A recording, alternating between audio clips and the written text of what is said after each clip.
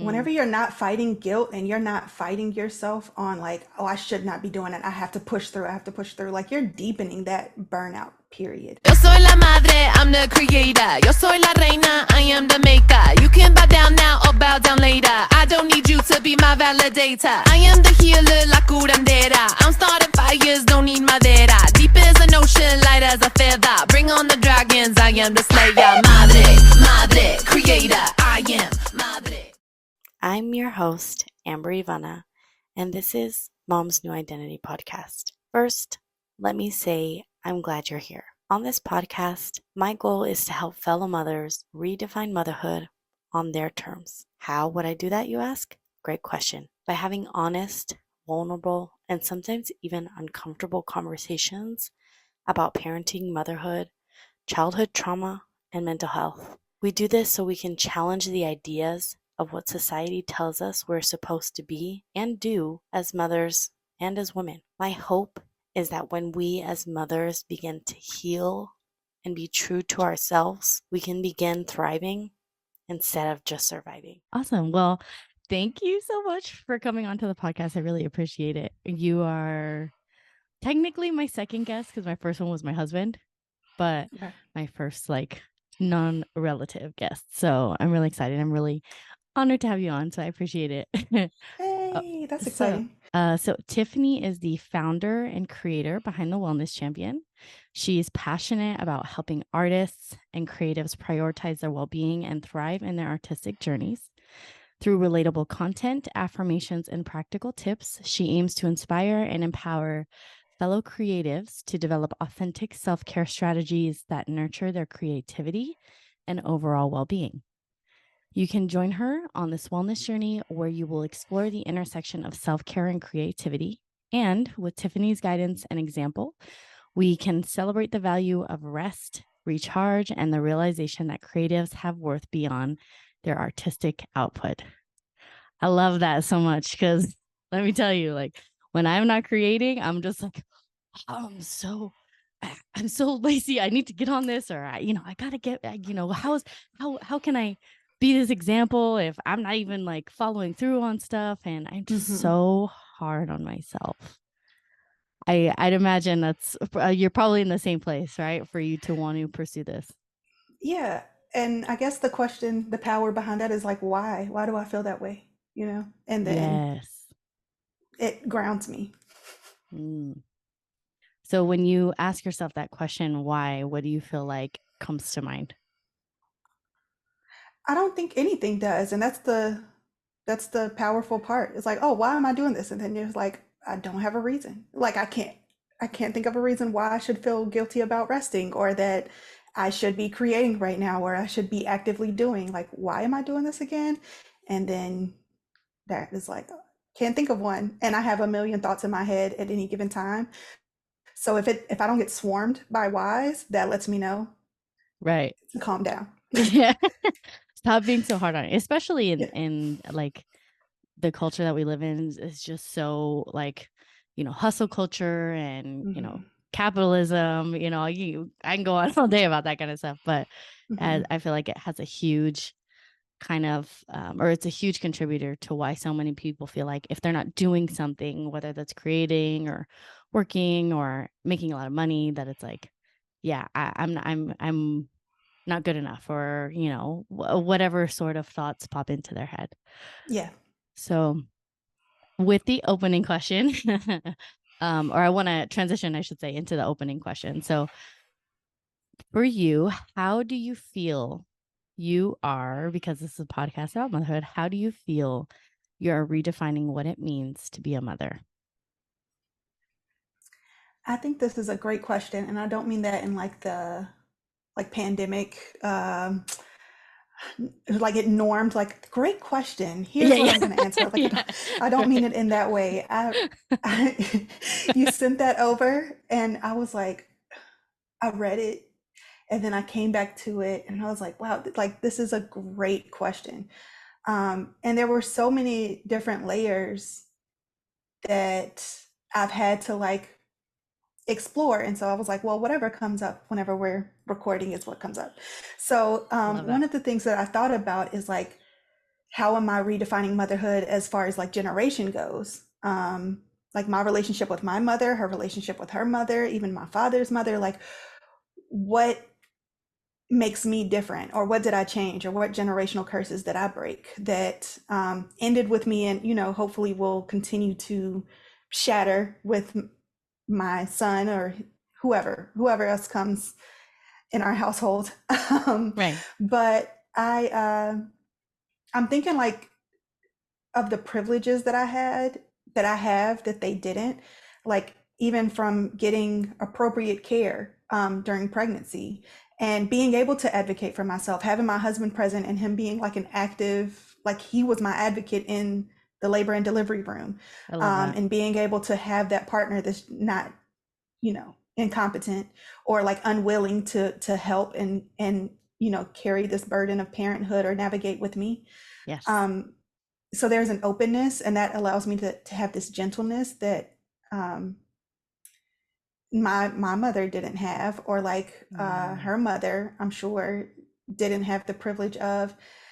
And I'm like even societal influences, like they were Black mothers raising Black children, and there were fears that I'm sure they had that aren't as big of a concern for me, but I still have some concerns around raising a Black son. Oh yeah, understandably so. Yeah. So, but like my great grandmother or grandmother, like it was like segregation. Like they had like other battles to fight, and that's not worries that I have for my son. So I think that's another way I'm redefining of this. Worry isn't a burden. It's like, how can I kind of prepare him now? Because I feel like the things he will encounter, I can at least like prepare him for and be that safe space for him to come back to. And without it being a fear of, I have to toughen you up, and that's going to interfere with my relationship in you as a mother. So I can't be your mother. I have to be your like mentor. I have to, like, I have no capacity for care in that way. And then being a creative on a lighter note. Yeah.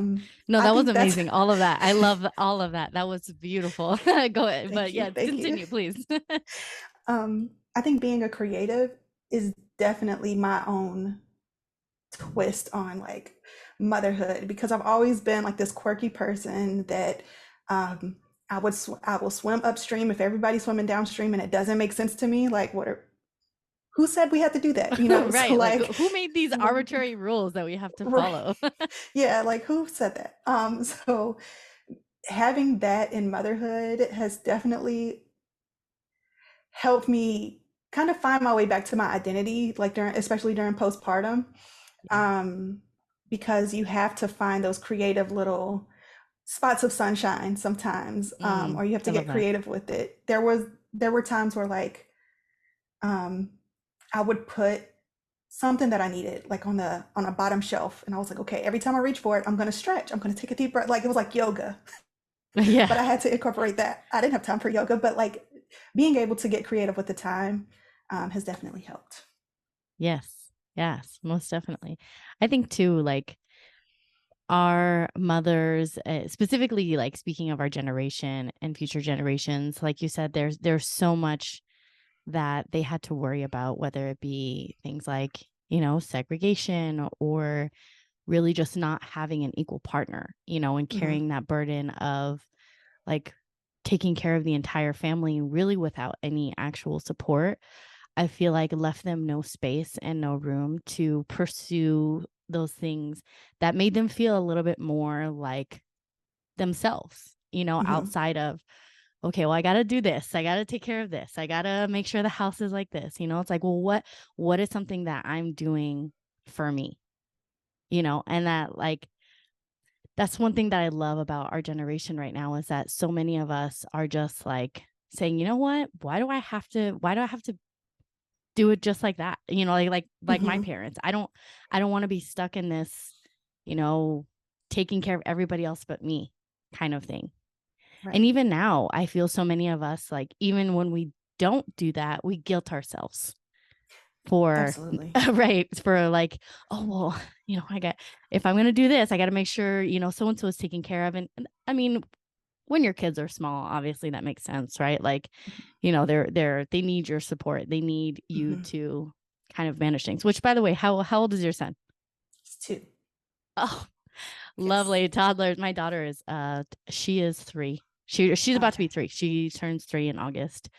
Oh. And yes, and my son is actually 15 months. So I have 2 toddlers right now.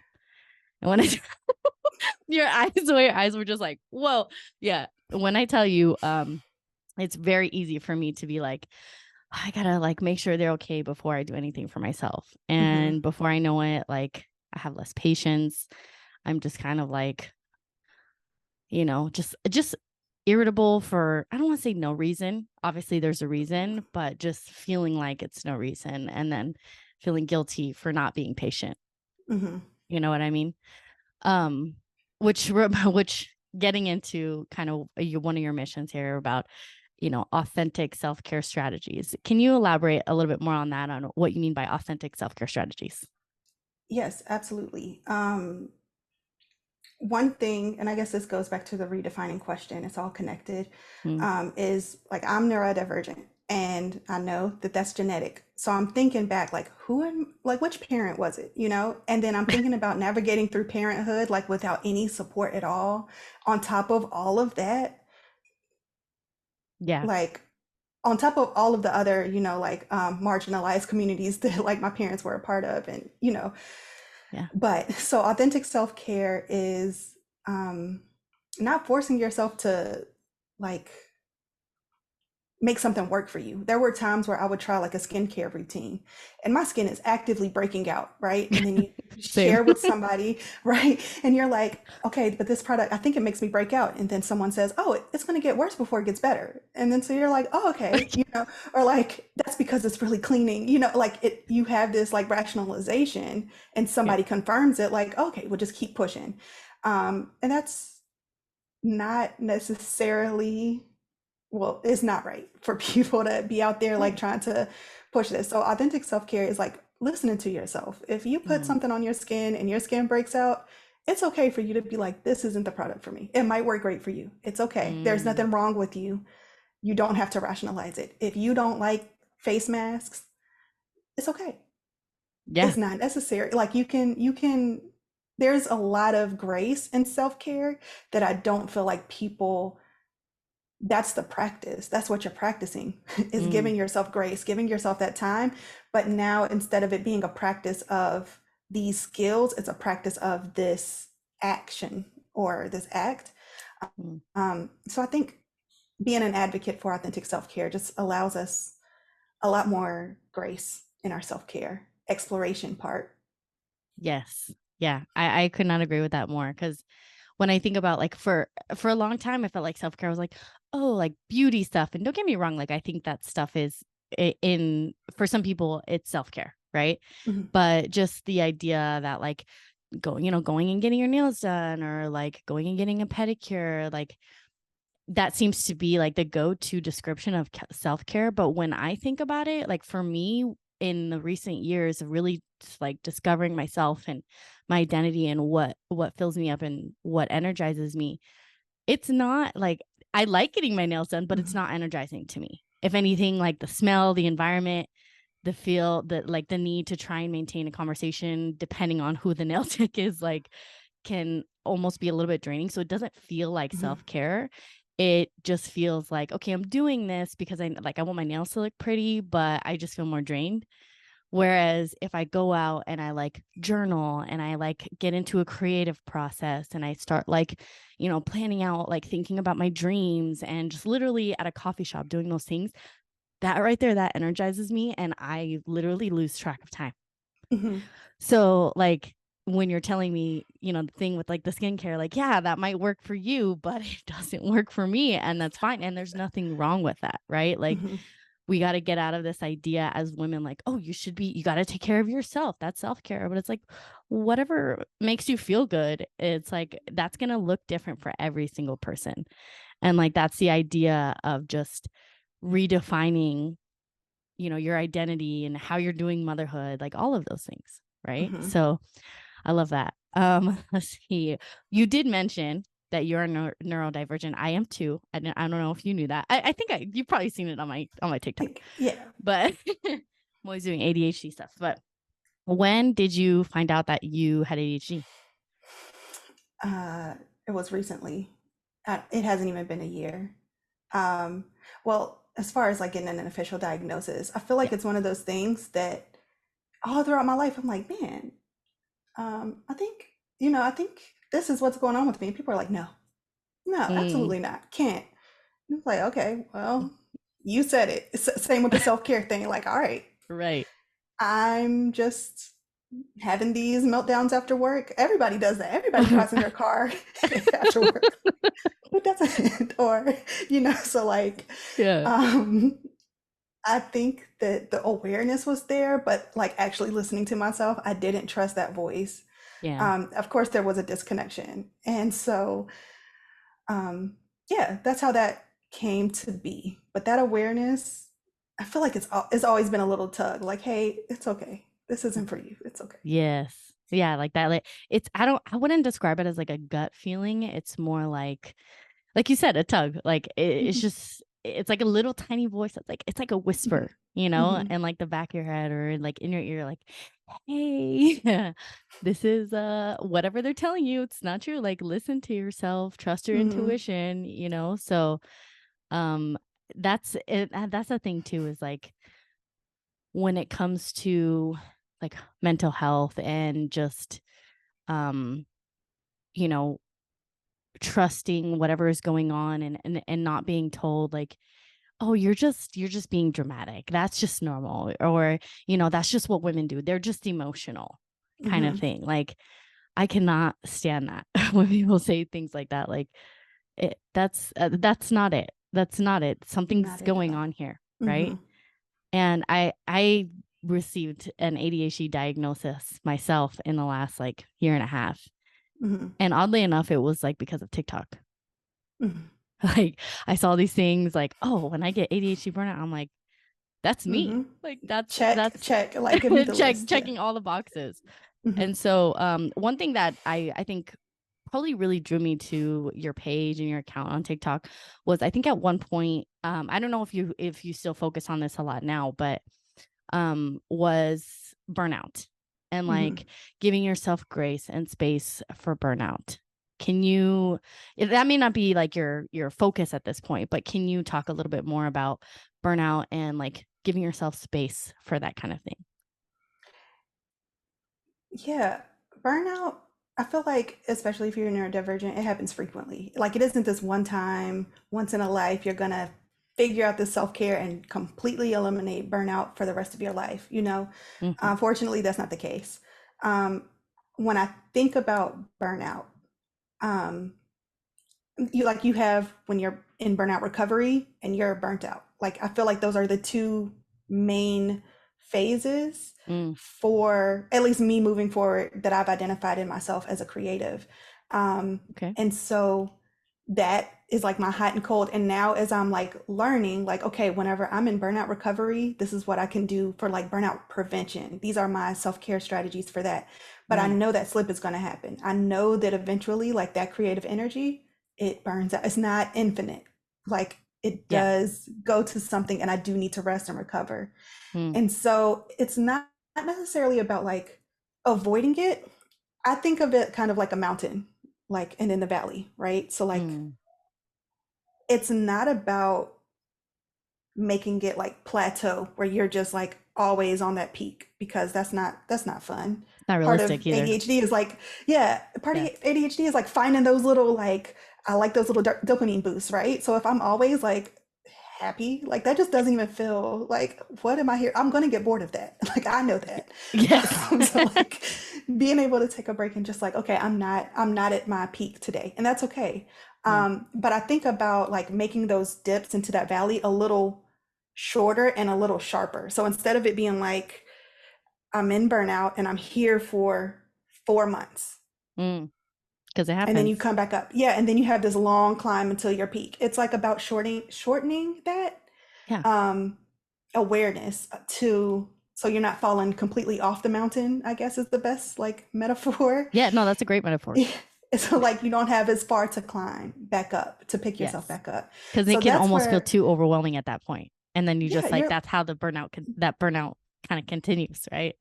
right. And then it takes a massive amount of inspiration for you to like shoot up to that peak. But it's like you could have been climbing here this whole time and used those self-care strategies and just honoring sometimes like it's a season of not creating, and that's Yeah. okay too. Yes. So I think there's a lot of acceptance and grace as the creator economy grows, which is the bane of my existence, because there is no space for wellness for creatives or content creators that are growing. Like that's not something people think about. Yeah. It's definitely not on the top 10 things you need to do as a content creator. Like I've watched so many videos, nobody's talking about like burnout and self-care. Yeah. So yeah, it's just more, I'm very passionate about like kind of normalizing talking about burnout while also like relating it back to creativity. Mm. I'm glad you mentioned the thing about content creation because that was the next thing that I wanted to ask you about. And before we do that, like I just want to, I guess, get some insight from you when you say like kind of shortening those burnout gaps, right? What for you? Because, we both kind of talked about how, what works for you might not work for the next person. But Mhm. what do you feel like for you has helped you to kind of shorten that so it's not so like you don't get stuck in that burnout recovery or not burnout recovery. Sorry, that recovery is like when you're up, right? When you're going back Mhm. up the hill. What has allowed you to kind of shorten that period of burnout? Grace. I think that shortens it. Mm, Whenever you're not fighting guilt and you're not fighting yourself on like, oh, I should not be doing it. I have to push through. I have to push through. Like you're deepening that burnout period instead of ooh. like, let me go take a nap. Instead of Right. fighting Like it, I just need a nap. I just need a nap. Yes, my energy is low. I can take more breaks today. And that's okay. I'm going to still get to where I'm going. It doesn't have to be necessarily quicker, but whenever you release that fight and Mm, like replace guilt with observation, I think mm. that's the biggest way to shorten it. That's awesome. That's so great. That because I think about that in my own life, and yes, absolutely, I couldn't agree more. That's worked for me too. Just kind of giving myself grace and recognizing, hey, I got low energy. This is where I'm at. Tomorrow's another day. I can, Hmm. kind of slowly step back into it, and I'll get back to where I want to be eventually. And until that time goes, it's fine. I'm okay. Right. I'm good. Hmm. Right. So I love that. So let's go ahead and transition into the content creation stuff. Oh man, content creation, especially as a mother. Now, clarify for me, are you a stay-at-home mom or do you work full time as well, or I'm a stay-at-home mom. you're a stay-at-home mom?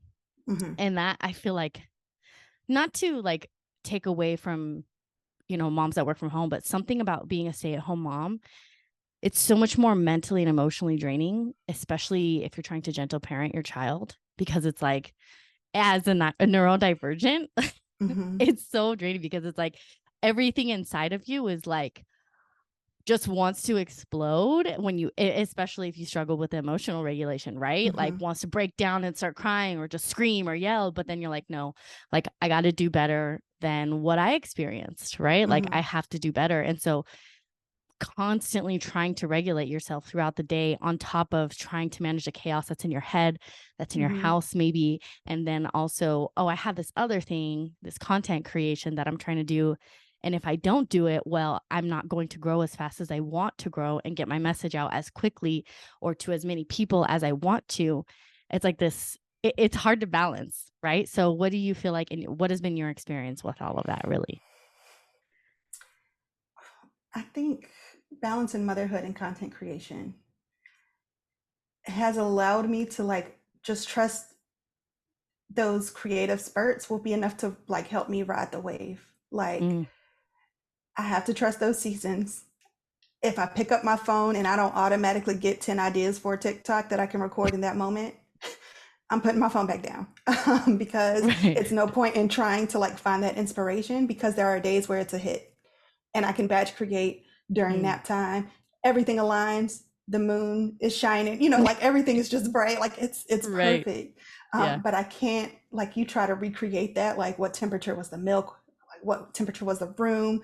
How did we put on the diaper? Was it right strap, left strap? Like, and like Yes. you can get stuck in like trying to recreate those moments, or this was something that my birth doula told us.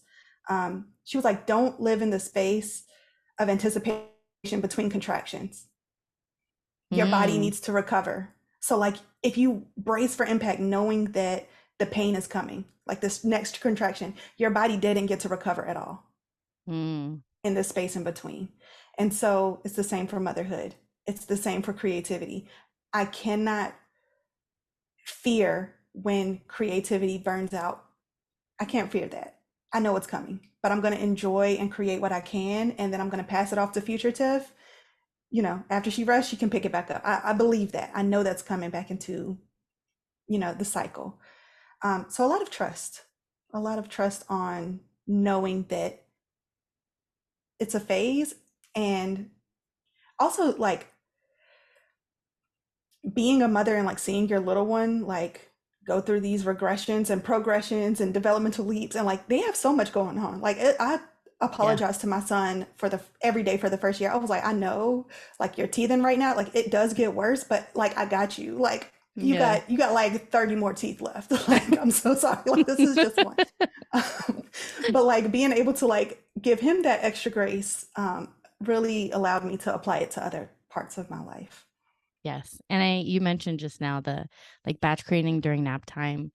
Do you find yourself like being as a content creator, being on your phone more than you would like to, especially when it comes to being around your kid? Or have you put things in place to kind of like, I guess boundaries, you could really call it, that you set for yourself to make sure that you're always giving your attention to your kid versus to your phone? Hmm.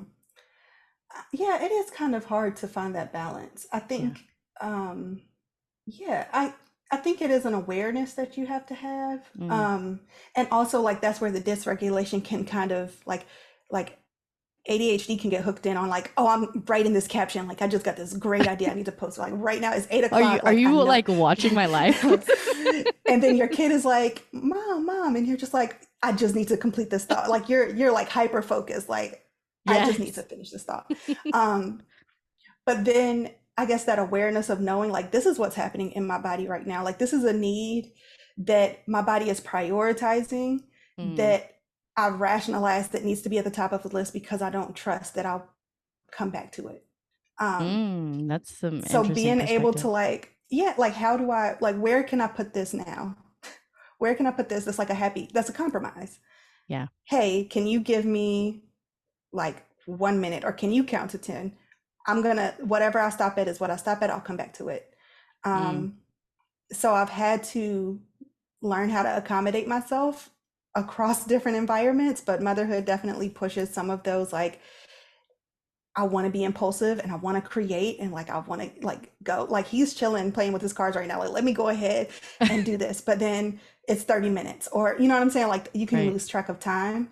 Yeah. So it is a good pulse check, like maybe I should take a breath and like And save just this to drafts. Yeah. yes, yes. You're That's right. so, oh my gosh. I love that perspective that like, you're hyper focused. It's just like, I need to do this, but it's all about like communicating, right? And a lot of Mhm. people think like, my toddler doesn't understand, but they're aware. You know what I mean? Mhm. Like they tune into our energy, so it's like they're very much more aware than I think we give them credit for. Really as a society, right? Like Mhm. we think toddlers don't understand, but they do. Like you just have to try and explain it. And I promise, like they'll somehow figure it out, but Mhm. because I know I struggle too so much with like, I gotta do this right now. And like my husband will be like, hey, get off your phone. And I'm like, dude, like I'm just trying to finish this because I don't think that like I'm in this space right now and I can't get out of it. But just I love that you said trusting, because it's like deep down you don't really trust that you're going to get back to it. Mhm. But like for me, I live off of like reminders and like my notes and everything. Like I've gotten pretty good at like trying to like schedule stuff so that it's like, Mhm. okay, I know when to go back to this kind of thing. But even then, it's like sometimes I drop the ball there too, so it's like Mhm. it's also having a lot of grace with yourself. And like you said, just the awareness of like, hey, I'm doing this right now. Maybe I need to step back. Maybe I need to, take a second, right? Like my kid needs my attention. This thing can wait. But that's I'm loving it. I really could just like continue this conversation forever. But I know we both have little ones. And so they're probably gonna start like just before I started this, my son was melting down. And like my husband's down there with both of them. And I'm just like, okay, what's gonna What am I going happen? to go back to? What am I gonna do? And I'm over here like shouting instructions. Just hold him, pick him up. And my husband's like, I'm doing the best that I can, babe. And so, but he's great. He's an amazing father. I love how involved that he is. And I'm always giving him credit and like saying, thank you so much for, being so, and to him, it's like, that's just my job, right? Like Right. I'm their dad, but I think, everybody likes to hear gratitude every once and again for the things that they do, so because I don't want to take up too much of your time and I know you got a little one, we're going to go ahead and jump into the closing question, which I did not give you beforehand because I wanted to kind of see what you had to say, kind of spur the moment. So what is one thing you hope that your son learns from observing you in life? One thing that I hope he learns from watching you, not necessarily something you tell him. I want him to always hold on to that creativity. And it's okay to be childish sometimes. Like it's okay to play. Like I just hope he learns that like there's happiness in doing what you love or holding space for those outlets. Even if everybody else around you like might judge you for it, or they might think it's, childish, whatever. Or irresponsible. Okay. You got to grow up. You got to pay your bills. You got to do this, right? Yeah, right. And I want him to be able to like confidently say like, okay, like it will get handled. Like I got this. So I hope he just can boldly save time for his creativity because, toddlers, like you said, like they're so imaginative, like their minds are wonderful. And I don't want him to lose that. And I hope that I continue to have a environment that allows him to have that creative play and space because I love seeing it in him. And I hope he enjoys that with me. Oh, that's great. And I'm sure that he just hearing our conversation and all of the things that you talked about, it sounds like he's most definitely going to see that. And I'm sure many other things that he will see in you growing up that he's going to take away and be like, my mom was so amazing. And she just did all these things. And she helped all these people. And, so I love that answer. I love that. Too quick are we trying to force our kids, especially boys, to grow up so fast and, be a man. But I think that childlike wonder should definitely stick with us for as long as possible. So before we kind of close it out entirely, do you want to, I guess, just kind of give us like a quick rundown of like where we can find you social media wise, websites, how can people possibly work with you if that's something that you're doing right now, all of those things? TikTok is pretty much my main hub of like where you can reach me the quickest. The Wellness Champion. My website is under construction, but it's thewellnesschampion.com. Okay. And on Instagram, the Wellness Champion as well.